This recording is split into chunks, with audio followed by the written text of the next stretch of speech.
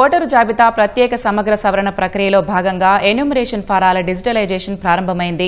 ఓటర్లు నింపి ఇచ్చిన ఫారాలను డిజిటల్ రూపంలో భద్రపరుస్తున్నారు.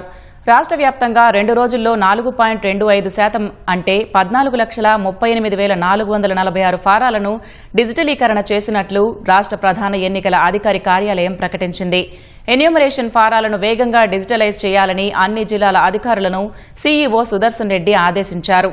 మరోవైపు ఎన్యూమరేషన్ ఫారాల పంపిణీ కొనసాగుతోంది. హైదరాబాద్ కో-అర్బన్ పరిధిలో మందకొడిగా సాగుతుండగా మిగతా జిల్లాల్లో దాదాపు పూర్తి కావస్తోందని రాష్ట్ర ప్రధాన ఎన్నికల అధికారి కార్యాలయం వెల్లడించింది.